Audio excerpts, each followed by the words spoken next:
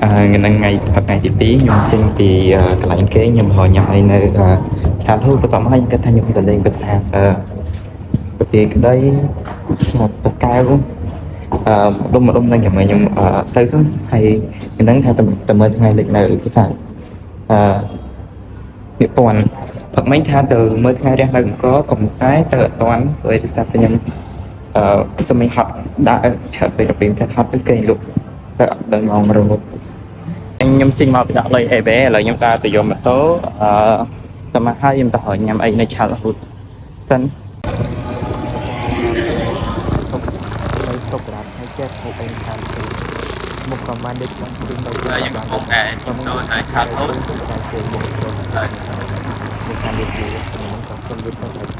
nhưng mà đó chả hụt đấy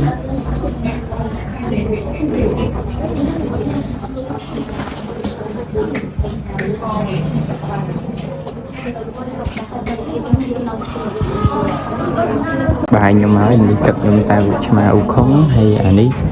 bài khó còn anh ấy bài toán hay chỗ này có mùi quán anh trình vì hụt hồ bài hái nhưng họ từ sạp cài rùm hai bạn trình tìm sạp được từ sạp bài doan từ sạp bạc buồn nhận các này đây nhưng mà đó là sạp cài rùm ấy mấy cái này mình cái này mình ta đấy nhưng do chặn mà ta chặn em tàu mình có xây chớn này nấy à mình cái này đã tạo cái đây thôi hiện tại chỉ có nông thôn mới làm sao mà làm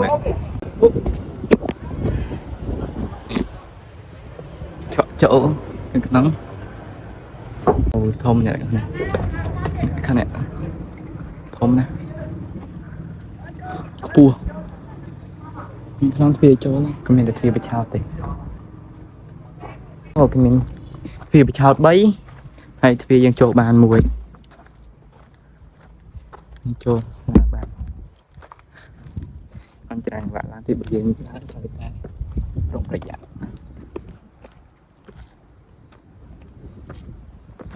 cái nhận con này là càng nóng ô chị mình tên ô sát á sát ô khi nhận thêm bự trang trôi này nè mình tên miền kinh cho sự này giờ mình sai đất tay sai hay mơ nó càng lớn wow khán ấy cầm tay và sạt miền đi này khán ấy mình chơi khán ấy hình tiếp chiên mình sạt đà tới xoang hiện ban tới xoang thở bạn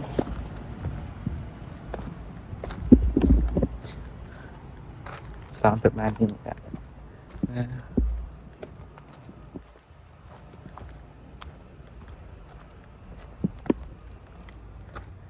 nó khăn không đấy và hai chiếc kệ đạn miền này xe lần này con này chỉ mùi đằng vô ní hay xe lần ngắm tập bạch bão ấy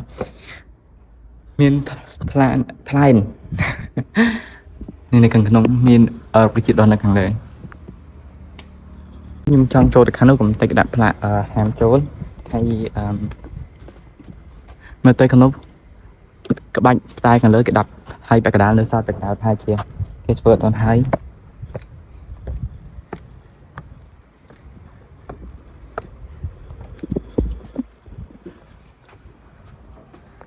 hụt đầm rầy cái bà bầyนี่นะในครั้งlớn nó kê ba chỗ hay anh ấy bị mơ bị khom thấy chính xác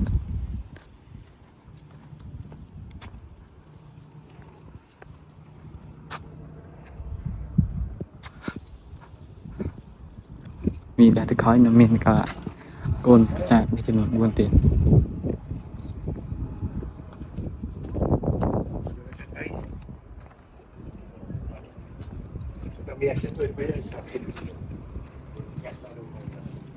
nhìn các này hộp sữa hộp để nhung chào rầm những cái này này xa nè bây giờ chỉ prom tích ở mình một buồn hay miền đầy buồn thì nhưng mà ta chỉ tê vào bảy đấy thế sao mới tới đôi chỉ được mà ở riêng chìm được say về cái miền chỉ đào thắm hay năng chỉ đào chơi chỉ đào thắm vì đã má dân ai làm ban đôi khi hay chỉ đào chơi dân ai làm ban này វាចរាឈើធ្វើឡើងជាចរាថ្មអញ្ចឹងទៅម្នាក់ចង់ឡើងចរាឈើអាចចរាថ្មក៏បានដែរព្រោះវាអត់សូវពិបាកខ្លាំងទេអាចដាក់យើងអាចដើរឡើងបាន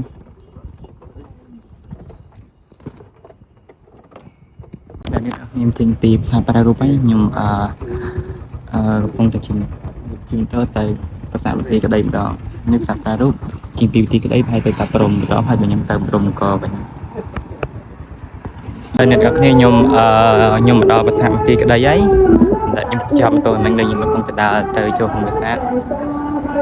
ប្រាសាទនេះនៅក្រោយប្រាសាទប្រាររូបខ្ញុំដល់ថាប្រាររូបខ្ញុំគាត់ថាវិទីក្តីនៅមុខទេតែខ្ញុំខំទៅប្រាសាទប្រាររូបមុនតែមកដល់បោកខ្លាញ់ដែរមកចេញពីប្រាសាទប្រាររូបនេះហើយប្រាសាទវិទីក្តីនេះខ្ញុំទៅប្រាសាទកវ៉ាន់ម្ដង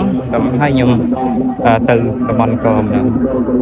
ទៅចិត្តកខ្ញុំហៅប្រាសាទអីផ្សេងទៀតនេះកន្លែងទ្វារចូលបាទកំផែងប្រាសាទ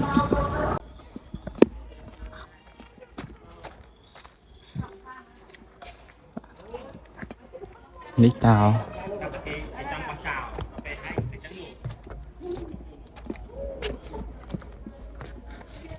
វ៉ាវ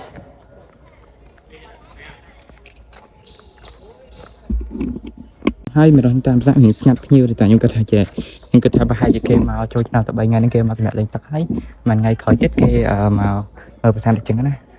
ក៏តែស្ងាត់អត់សូវមានអីផងនៅខាងក្នុងយើងឃើញមានពុទ្ធបដិមា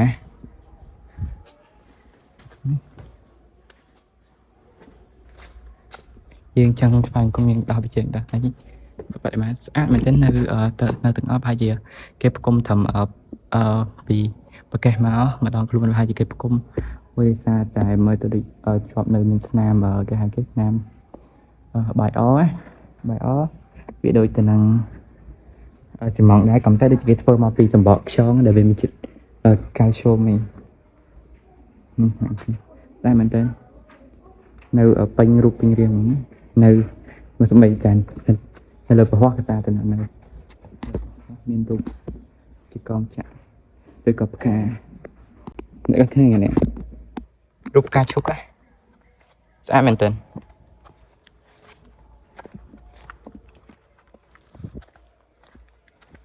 តែភាសានេះក៏បាក់បែកអស់ច្រើនដែរ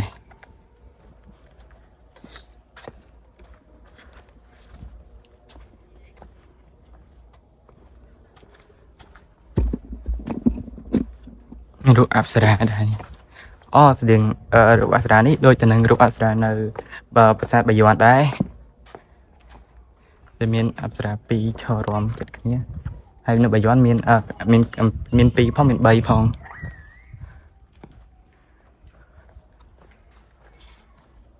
ស្អាតមែនទែនកំពូលវាជាកំពូលប្រាសាទគេមានរុំអីបន្តិចទុកកុំអីហើយទុកកុំអត់ដល់កុំបាក់បែក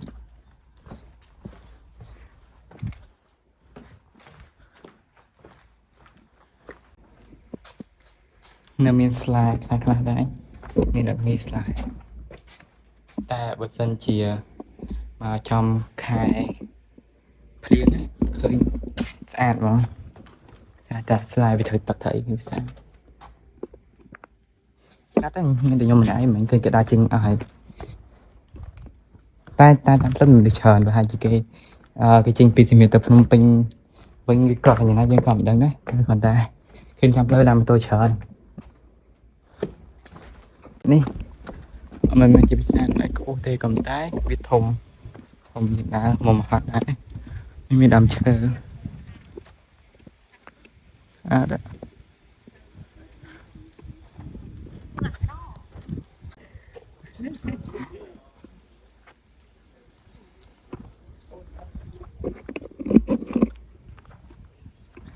តាមខ្ញុំអង្គុយមកខ្ញុំឆែកមកវិញប្រាសាទបន្ទាយក្តីនេះសាងសង់ដោយព្រះបាទជ័យប្រមាណទី7ដែលសាងសង់ឡើងក្នុងពាក់កណ្ដាលសតវត្សទី12និងដើមសតវត្សទី13ខ្ញុំន័យថាពាក់កណ្ដាលសតវត្សទី12គឺនៅឆ្នាំ1150ឡើងទៅឆ្នាំ1150ឡើងទៅនឹងពាក់កណ្ដាលសតវត្សទី12ពេលដល់ដើមសតវត្សទី13គឺមានថាឆ្នាំ1200 ឆ្នាំ1201អាហ្នឹងចូលដល់សតវត្សទី13ហើយបើសិនឆ្នាំ1200ទេនៅសតវត្សទី12ឡើយខ្ញុំកំពុងតែដើរចេញទៅវិញហើយទៅប្រាសាទតាព្រហ្មបន្ត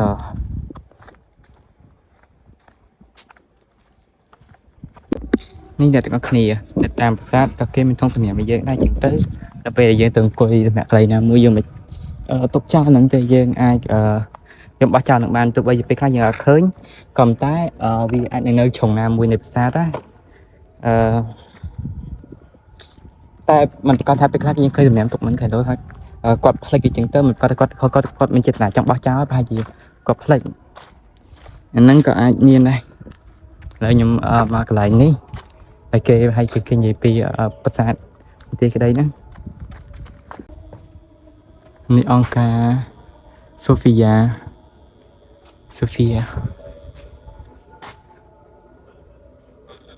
នេះ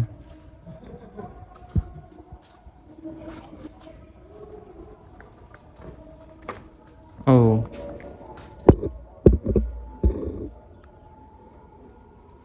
គេរូបបដិមានេះគឺជាការកំណាយផ្សាយឈាវសកម្មភាពនៃការកំណាយផ្សាយឈាវ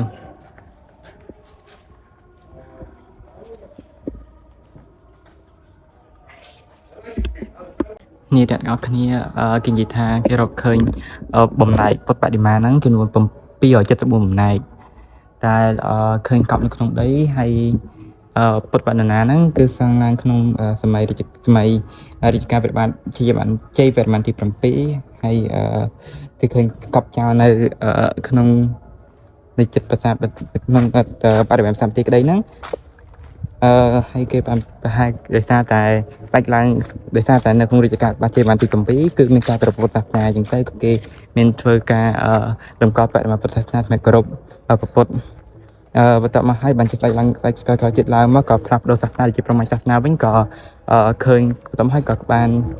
ក៏មានជាការកប់ពុទ្ធបដិមាទុកចោលអញ្ចឹងទៅហើយគេរកឃើញហ្នឹងចំនួន274បំណែកហើយគេយកទៅដាក់នៅស្ថានទីនរោត្តមសហទីសៀហនុអង្គរនេះផ្លូវចេញអង្គនៅលេងអញ្ចឹងទៅខ្ញុំទៅសាតាព្រំម្ដងអ្នកគ្នាផ្លាកគេដាក់នៅខាងមុខនេះក៏នៅចុងសតវត្សទី12ក៏តែឃើញនៅកន្លែងនេះខ្ញុំទៅមើលវិញហ្នឹងគេដាក់ថាពាក់កណ្ដាលសតវត្សទី12ដើមសតវត្សទី13ហើយទៅពេលដែលខ្ញុំទៅមើលហ្នឹងឆែកមើលក្នុងwebsite ក្នុងតាមអ៊ីនធឺណិតហ្នឹងក៏គេដាក់នៅពាក់កណ្ដាលសតវត្សទី12ដែរខ្ញុំអត់ដឹងដែរតែពាក់កណ្ដាលសតវត្សទី12ឆ្នាំ1150ហើយដើមសតវត្សទី13នៅ1200ជាង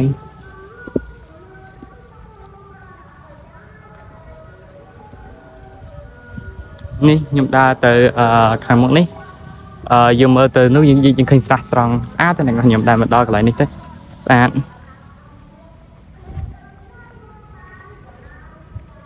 ដើរលេងស្វាយហើយមានភ្លេងកំដរទឹកមុនកំដរអារម្មណ៍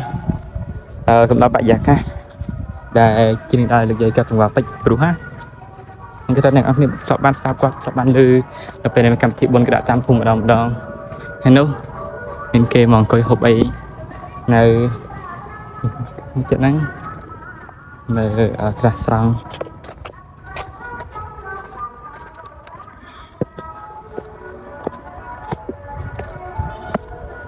អូស្អាតតែគ្នា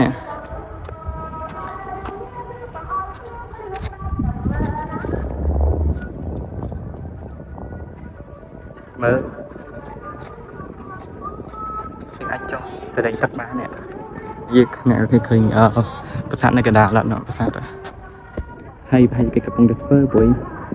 ហើយគេទំសាំងហើយគេខ្ញុំអត់ដឹងដែរខ្ញុំគឺមានដើមដូង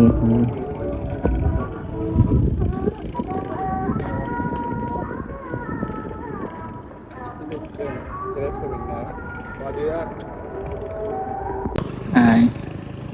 នេះអ្នកអត់គ្នាខ្ញុំមកដល់តាព្រំហ្នឹងយើងក្តៅដែរនៅក្តៅជាងនៅប្រទេសក្តីមានសក្តៅនៅនេះក្តៅចុះ តែច្រកខាងតែនៅចុងសតវត្សទី12ដែរ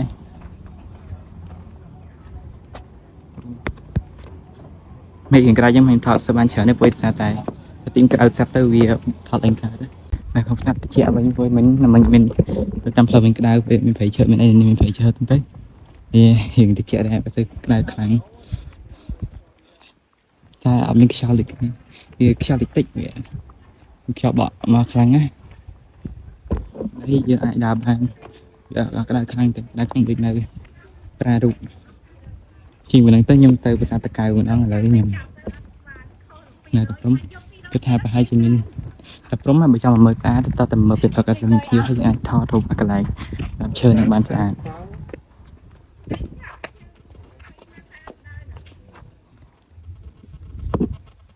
នេះអ្នកទាំងអស់គ្នា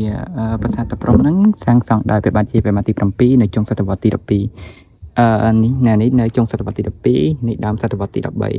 1981នេះចុងសតវត្សទី12 1220នេះដើមសតវត្សទី13ដែលទូថ្វាយដល់ព្រះមេដារបស់ព្រះអង្គព្រះនាមជ័យរាជចូលឌីមេនីនាមដឹងអាចត្រូវគាត់ទេដែលទៅដល់ក្នុងប្រសាទមហាយានដែលក្រមប្រភេទជាប្រាជ្ញាបារមីតាហើយគេរកឃើញស្លាចរិតនៃប្រាសាទក្នុងតាព្រំហ្នឹងនៅត្រង់ល្បះទី35ដែលទ្រង់បានបង្ហាញថាសូមអរបុណ្យកុសលដែលទ្រង់បានធ្វើទាំងបានហ្នឹងជូនទៅដល់ព្រះមេដារបស់ទ្រង់ដើម្បីរួចផុតចាកទុក្ខសមុទ្រនៃក្តីទុក្ខហ្នឹងហើយឈ្មោះត្រភាពជាបច្ចិនស្រីបាទជាបានទី7សាងសង់ប្រាសាទតាព្រំនេះដើម្បីឧទ្ទិសដល់ព្រះមេដារបស់ព្រះអង្គហើយប្រាសាទព្រះខ័នដើម្បីឧទ្ទិសដល់ព្រះបិតារបស់ព្រះអង្គដែលដោយប្រាសាទព្រះខ័នក្នុងមានចាត់ដី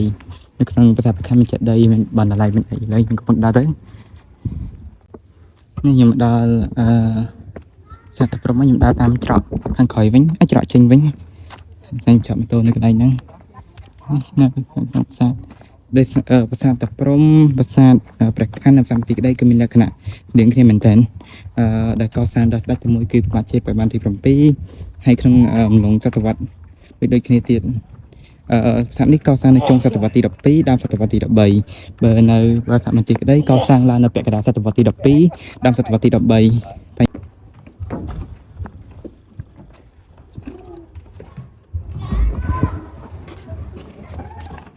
នេះកន្លែង spot ដែលគេ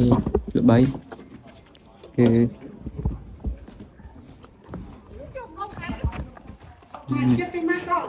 ទីកន្លែងនេះគេល្បីគេចូលចិត្តថតរូបហើយបើអ្នកនរគ្នាចង់មកថតរូបចង់មកអីហើយសម្រាប់មនុស្សមកពេលព្រឹកគេមកម៉ោង8មកទៅវាស្ងាត់ហើយតិចទៀតយើងថតរូបបានស្រួលអត់មានមនុស្សច្រើននេះកន្លែងនេះកន្លែងគេបង្ហាញពីឬការមិនតាន់ជួសជុលនៅបន្តពីការជួសជុលរួចហើយដែលក្រុមសហប្រតិបត្តិការជាមួយប្រទេសឥណ្ឌានិងប្រទេសកម្ពុជាយើងដោយនៅឆ្នាំ1808ព្រះបាទនរោត្តមសីហនុបានប្រកាសអំពាវនាវឲ្យអន្តរជាតិជួយអន្តរាគមន៍ក្នុងការការពារអង្គរទៅមកឲ្យប្រទេសដែលតបស្នើមុនគេគឺប្រទេសឥណ្ឌានេះនៅប្រាសាទតាព្រំនេះមានប្លង់ថតច្រើនណាស់ឃើញសក្លែងដែលថតរូបភាពបានស្អាតៗទាំងអស់ចឹងបាទមានភ្ញៀវបរទេសមកលេងច្រើនណាស់ខ្ញុំឃើញប្រាសាទហ្នឹងមានមនុស្សច្រើនជាងគេប្រាសាទដែលខ្ញុំដើរថ្ងៃហ្នឹងឃើញប្រាសាទតាព្រំមានមនុស្សលេងច្រើនជាងគេហើយនឹងភ្ញៀវជាតិភ្ញៀវអន្តរជាតិពីច្រើនគេមកចង់ថតរូបកន្លែងដែរតាមឈើដុះពីលើប្រាសាទណាអ្នកនរគ្នាឥឡូវខ្ញុំដើរចេញទៅវិញខ្ញុំទៅកន្លែងចំណតដែលខ្ញុំផ្ញើម៉ូតូតើមកឲ្យខ្ញុំទៅប្រាសាទតាកែវម្ដងហើយប្រាសាទតាព្រំខ្ញុំនិយាយមិញនិយាយតដោយសារតែវាឡើងកម្ដៅពេកខ្ញុំស្ដាប់ថតលេងបានទៀតមានតែនៅពេលដែលចំណុចស៊ីហនុចង់អំពាវនាវឲ្យអន្តរជាតិអន្តរាគមន៍ជួយថែហៅជំនួយដើម្បីជួសជុលប្រាសាទអង្គរក៏មានប្រទេសឥណ្ឌាជាអ្នកឲ្យឆ្លើយតបសំណើនឹងមុនគេគឺតែប្រទេសឥណ្ឌាជាប្រទេសដែលមានវប្បធម៌ដូចនឹងខ្មែរហើយប្រទេសកម្ពុជានិងឥណ្ឌាជាប្រទេសដែលមានឥទ្ធិពលទៅលើមានទៅវិញទៅមកឯវប្បធម៌ឥឡូវអ្នកនរគ្នាខ្ញុំមកដល់ប្រាសាទកវ៉ាន់ហើយតែគេដាក់ថាកសាងឡើងនៅដើមសតវត្សទី10ជាមានន័យថានៅឆ្នាំ1900ជាងនៅឆ្នាំ900ជាងឆ្នាំ hai chị mình kê theo cảm thì ấy vừa để sao thì khơi mình hiệp trong lên hiệp ấy mình khơi hiệp trong lên hiệp trong mình rôn này nè ô là nhom mà đào sạp bài doán ấy thì atepoនេះភាសាបាយ័នខ្ញុំដើរទៅនោះទៀតដើម្បីទៅភាសាបាពួនខ្ញុំគិតថាខ្ញុំដើរទៅភាសាបាពួនហ្នឹងហើយទៅនិពន្ធយកហ្មងតែថាភាសាពេលដោយសារតាមផ្លូវនិពន្ធដូចភាសាទឹកតាកែវនៅចិត្តនិពន្ធដែរនៅតាមផ្លូវនិពន្ធនឹងតែសល់ពេលខ្ញុំចូលភាសាតាកែវផ្លែដែរតែអត់ទៅខ្ញុំទៅនិពន្ធទៅមើលថ្ងៃលេខនៅទីនេះដែលមិនបានចូលទេបានចូលតកែវទេចាំចូលចាំស្អែកទៀតស្អែកយើងងើបយើងត្រូវមើលថ្ងៃរះនឹងអង្គឲ្យបានហើយចាំយើងទៅតកែវទៅសតកែវទៅចៅស្អែកទៅដល់ធម្មទៅអីចឹងទៅភាសាអញ្ចឹងទៅតែបានទៅសោះយល់ដែរនេះ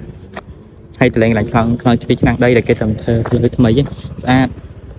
នេះអ្នកនរគ្នាភាសាបាពួនគេដាក់ថាកសាងនៅដើមសតវត្សទី11ខ្ញុំនៅឆ្នាំ1000ជាងហើយការដែលយើងចូលប្រាសាទកាលពីម៉ោងគេបើកគឺជាអំពើខុសច្បាប់ហើយដោយប្រាសាទនេះគេចូលគេបើកយើងចូលម៉ោង6ព្រឹករហូតដល់ម៉ោង6កន្លះល្ងាចអញ្ចឹងបើសិនជាយើងចូលមុនម៉ោងចូលក្រៅពីម៉ោងដែលគេបើកយើងចូលណាជាអំពើខុសច្បាប់អូអ្នកឃើញស្អាតទេនេះឃើញស្អាតណាស់ Oh my god ស្អាតម្ល៉េះតែយើងត្រូវប្រយ័ត្នស្វាខាំព្រោះសារហ្នឹងស្វាច្រើនដោយការខ្ញុំមកលើកមុនខ្ញុំដាក់ថង់ចូលចាប់ពីជើងដាក់ថង់ពីជើងខ្ញុំមកដល់កាន់ទៅវាស្វាវាមកហក់កថាយកបាច់ថង់អីទៅចេះស្នងអត់ខាំដែរហើយផ្នែកបានពូកាមេរ៉ាដែលគាត់ថតជាតិហ្នឹងគាត់ជួយគាត់ចិត្តល្អអត់គ្នាមើលស្ពីណានេះខាងនេះមានមច្ឆាខ្ញុំប្លង់ថតស្អាតច្រើនណាបើអ្នកចូលចិត្តថតរូបមកល្មមត្រូវមកខ្ញុំមិនអ្នកចេះថតរូបអីហ្នឹង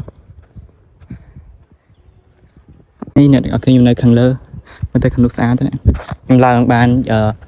មួយជាន់នេះនៅ2ជាន់ទៀតហើយនៅខាងលើដូចជាគេអត់ឲ្យយើងឡើងខាងលើខ្ពស់បំផុតយើងឡើងពីជាន់ទៀតកំតែស្តែចរាឈើអីទេមិនចរាថ្មតែគាត់ថាវារៀងចោតដែរអញ្ចឹងទៅខ្ពស់ភាសាហ្នឹងសរសេរថាបាភួនកំតែគេហៅវាយ៉ាងការបាពួននេះអ្នកនរគ្នាគឺជារូបប្រពុតផ្ទុំតែខ្ញុំកាលមកលើកមុនខ្ញុំអត់បានចាប់អារម្មណ៍ធំណាអ្នកនរគ្នាធំខ្លាំងមែនតើណាតែគ្រាន់តែបាក់បែកខ្លាយបើសិនជាចាប់អារម្មណ៍យើងមើលអត់យល់ទៀតណាតែបើនៅធម្មប្រកេះស្អាតអាចមើលយល់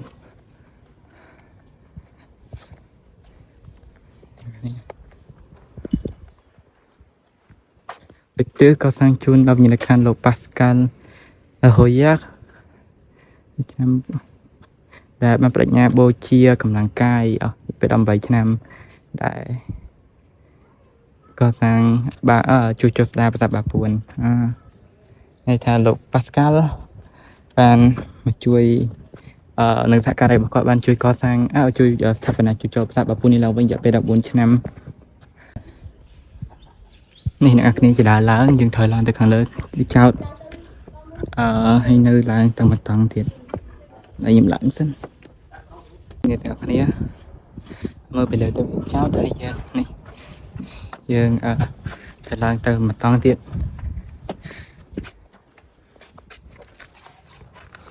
មកផ្សេងត្រូវឡើងទៅមកតង់ទៀតនៅខាងលើនេះ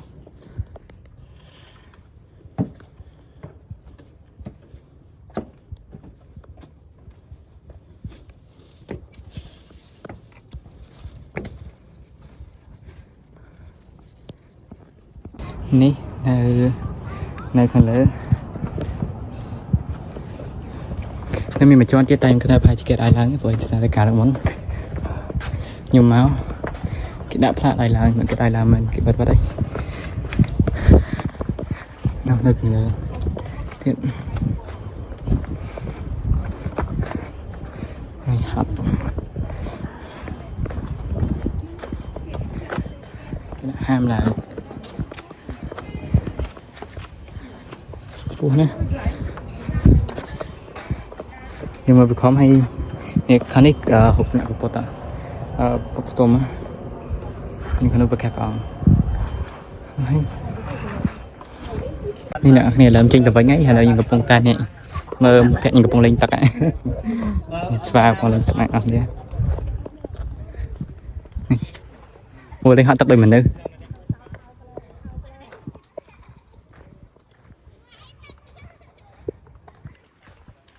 chúng ta cặp tâm thôi anh tôi cho tôi nó nhưng là đắm nước chừng ngày là tập lời cạn thì anh lời này khi nhưng mà ta bật xa chào xa thì ra nằm sạch thòm bên non nhưng mà mong chỉ lắm cái tầm mong phèm nó vẫn mong tầm buôn nhưng nhưng mà lên sạch bên này hay nó mình nhưng hùa từ cái thằng địa quan mong mình vẫn tha từ ta tất cái cầm tay cái thành xe láng chọc trên này hay là mùi tất cái lúc mình tự lên hành đó là nhầm lên chào xa thì đáก็สร้างลายในตามศตวรรษที่10 ปีศาสตร์เจ้าชายเทวดาก็สร้างลายในศตวรรษที่10 ปีโดยที่ก็สร้างลายโดยพระบาทสมเด็จพระมันตีปีโดยจุดไล่จมูกถึงตรงประดามก่อสร้างกบฏได้ให้ภาษาน้ำพายเชียโชว์รูมโครงการโชว์รูมสงครูได้ประเทศจันไปใช้คำเป็นประเทศจันนี่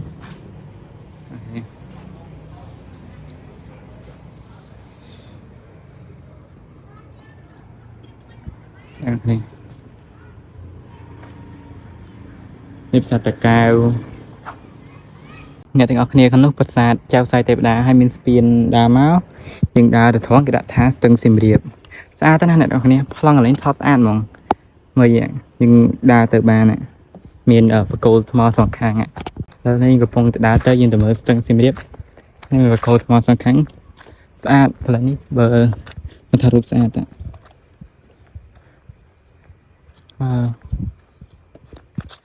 ngắt ở con này xem mình lại này mình tự dùng này đây hai bạn thì mình tới phát thò miền nón nên mình spam này đâyนี่ไงถึงเอาเนี่ยมาให้จะมาได้ซาติยมเมานี่ตัดดูแพงยังแต่จะมีตักได้หลายนี่มันตักได้ก็ทำให้จิกหลายนี่มันตักโหตักกันขอใหม่นู้ตักนี่ตักเนี่ยเอาเนี่ยเมื่อได้ตัวบางสะอาดนะสะอาดบ้านถอดถูกถอดมาเจอกับสะอาดถอดเจอกับสะอาดเลยถอดจบบ้านประสาทเจ็บบ้านเบรกรอนประสาทสะอาดนี่เนี่ยเอาเนี่ยยังมาประสาททอมเมียนนท์แล้วประสาททอมเมียนนท์ทอมเมียประสาททอมเมียนนท์แต่ก็สร้างลายในดามศตวรรษที่10 ปีดิเนี่ยเราเป็นแบบโซเดียเบรมันที่ปีดิเนี่ยในยุคนั้นคือของสันนี่ในออกเนี่ยประสาทพร้อมแม่นน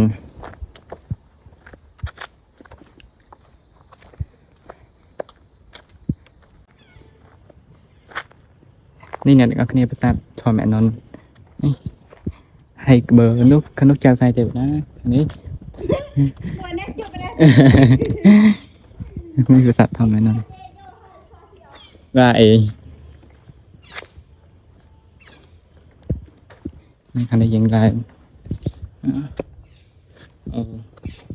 คันนี้ลายมาแต่เป็นใครจอนั่นนี่นี่นี่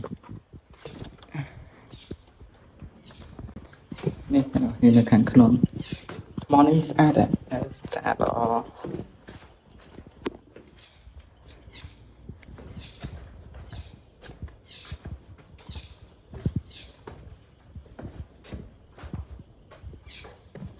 ถ้ามีอะไรได้อันนี้ฉันยืนcho tới những lần nè cả khăn cái đá cái này bắt đầu cho sẵnนี่là khăn cái đá mình sẽ tòm cái đá nhìn cái thuộc này khăn cái nón này cứ mình phật lại để mà này khăn cái nón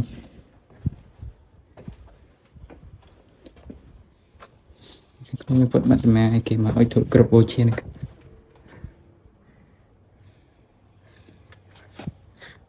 นี่คือข้างแขวหมอบเลยจัดตัวไปแซมแต่ในข้างในภาษาเนี่ยมันไอเมอร์เต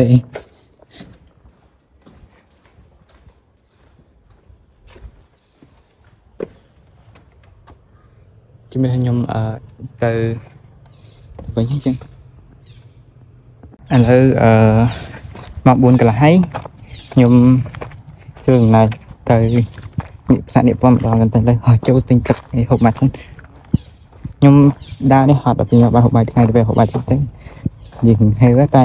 ហូបបាយហូបចូលទេខ្ញុំទិញទឹកជាភេទទឹកចេកយ៉ងហូបវិញខ្ញុំផឹកទឹកដូងខ្ញុំហូបទឹកCambodia Sport វត្តស្អីជាភេទចាំពេញចិត្តទឹកពេលយើងលេងកីឡាលេងអីដែរខ្ញុំដាក់ហត់ទៅយើងត្រូវការបច្ចេកពេញចិត្តទឹកដូចហ្នឹងខាងបច្ចេកយ៉ងនេះអត់គ្នាខ្ញុំមកដល់ប្រាសាទនាគព័ន្ធចុងសតវត្សទី12នៅវាស្ថាននៅចុងឆ្នាំ1100ជាងឆ្នាំ1180 1190 1170អញ្ចឹងទៅជ័យទៅដែរតាមទៅមិនជំងឺតំជើងមានមនុស្សចេញទៅយើងទៅមើលថ្ងៃលិចមិនគេថាមើលតែម៉ោង6កន្លះជប់ជើងជប់ជប់កផ្លូវអូអ្នកស្អាតដែរបាទជិះមើលថ្ងៃលិចក៏បានក៏ស្អាតដែរអ្នកគ្នាប្រាសាទនិពន្ធនេះគូទឹកទាំងដូចទាំង4ហើយតាំងពីបុរាណតែហ្នឹងគឺជាមន្ទីរពេទ្យតែខ្ញុំអត់តបានមើលថាសម័យណាក៏សានដែរ550អង្គណាទេ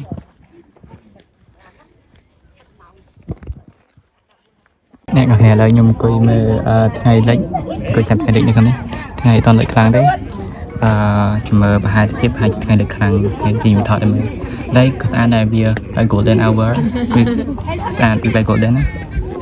ស្អាតពេលមើលនៅក្រៅវាទៅបែបរៀងមាសខ្លាំងឯងប៉ុន្តែពេលថតទៅវារៀងមាសខ្លាំងនៅឃើញមាត់ថៃឃើញអីស្អាតហើយមនុស្សច្រើនដែរនៅបាក់ខែងតែមនុស្សតិចជាងបាក់ខែងមនុស្សច្រើនជាងហ្នឹងពេលសម័យនៅបាក់ខែងអត់មានថ្ងៃរះឲ្យមើលទេអត់មានថ្ងៃលិចទេអ្នកអរគ្នាខ្ញុំផឹកអាហ្នឹងខ្ញុំផឹកនេះ Cambodia Sport ហ្នឹងផឹកឡើងចង់អស់3 4 5ដបខ្ញុំទៅបើកមើលមិញថាមានរង្វាន់ត្រូវមកដល់ហើយនេះធ្វើមកតឡាទៀតហើយខ្ញុំបោះចោលអស់ឡើងមួយដបអីខ្ញុំមិនដឹងថាមួយដបខ្ញុំបោះចោលត្រូវរង្វាន់នេះខ្លះទេហើយថ្ងៃលិចនេះមើលទៅថ្ងៃបាំងពពកហើយជាលេងមើលលេងឃើញប្រហែលជាបានប៉ុណ្្នឹងទេជាមើលម៉ោង6បើថាមើលលេងឃើញខ្ញុំជិះម៉ូតូទៅកន្លែងគេងទៅមកហើយមួយទឹកមួយអីហើយទៅហូបអី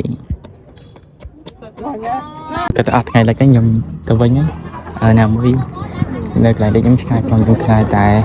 យកទៅវាល្ងិតខ្លាំងណាតែហត់ក៏មានបានក៏បានថ្ងៃលេចមើលដែរការទៅប្រខែងអត់មានថ្ងៃលេចមើលតែស្អាតម្យ៉ាងម្នាក់នៅប្រខែងទៅបាត់ថ្ងៃលេចមើលមិនកំតែយើងមើលពេលទៅយើងឃើញអាប់ដែលនៅចិត្តជាមួយពពកស្អាតហើយយើងបានមើល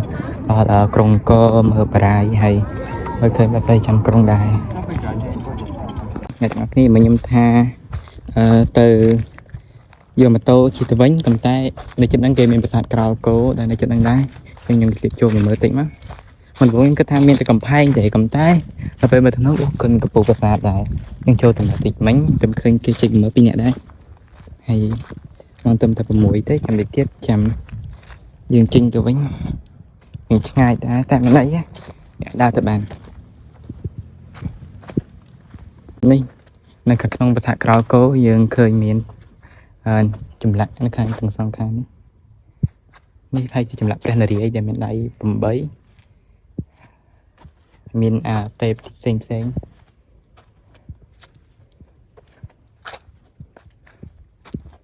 ខាងនេះ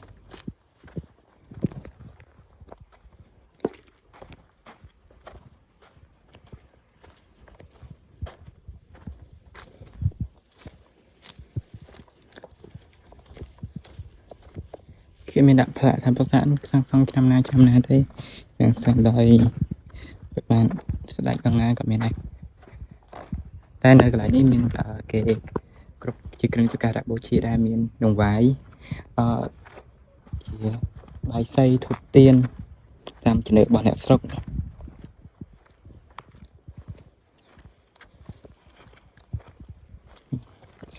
តិចស្រួលអត់លេងក្តៅស្មានណាមានហូបអប្សរាមានក្រោមទ្វារបិឆោតដែរ នេះបន្ទាប់ពីខ្ញុំមើលថ្ងៃលេខនៅប្រាសាទនិពន្ធហើយចូលទៅលេងប្រាសាទក្រៅកូននៅចិត្តហ្នឹងហើយកាយក៏ជិះម៉ូតូចេញមកវិញមកកន្លែងគេងមួយទឹកមួយអីហើយខ្ញុំទៅហូបអីតែប្រហែលជាហូបអីនេះឆ្ងាយប្រហែលទេពេលសាប់តែហ្នឹងដើរច្រើនដែរហត់ដើរឡើង10ជាងគីឡូដែរអញ្ចឹងប្រហែលហូបអីនេះចិត្តកន្លែងគេងទេឥឡូវខ្ញុំមកដល់កន្លែងគេងហើយខ្ញុំញ៉ាំម៉ូតូរួចហើយខ្ញុំទៅមួយទឹកមួយអីហើយខ្ញុំទៅហូបអីតែប្រហែលហូបអីនេះចិត្តវ៉ុកស៊ីទៅខ្ញុំខ្ជិលដើរទៅជុកជើងណាជុកកពួនជើងថ្ងៃហ្នឹងដើរបានគីឡូតិចជាងមិនថ្ងៃកំតែខ្ញុំផាត់ជាងមិនហ្នឹងបានជំហានច្រើនជាងមិនទៀតមុនដំបូងខ្ញុំថាហៅទៅហូបអីនៅម្ដង Pub Street ប៉ុន្តែខ្ញុំខ្ជិលដើរជុកជើងអញ្ចឹងខ្ញុំប្រហែលហូបអីនៅក្រោមនៅខាងក្រោមគឺមាន Pub ហើយមានកន្លែងលក់អីហូបដែរនៅចិត្តបារខ្ញុំហូបអីខ្ញុំនៅច្រើនណា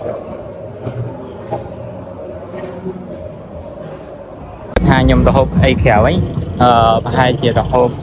តែឆាឬក៏មីឆាខ្ញុំមិនតាន់ដាក់ដែរមើលសិនឃើញអីទៅនោះខ្ញុំហូបណាហើយចាំមកអង្គុយលេងនៅ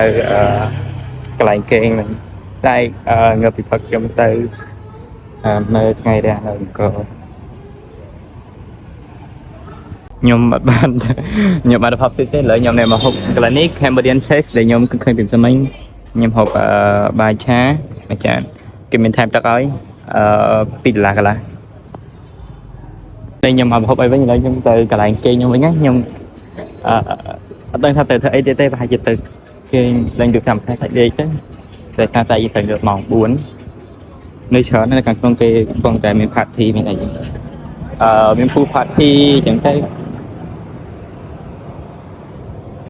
ហើយឥឡូវ vlog ថ្ងៃទី2នៅសៀមរាបចាប់ត្រឹមហ្នឹងស្អែកចាំមើល vlog ថ្ងៃទី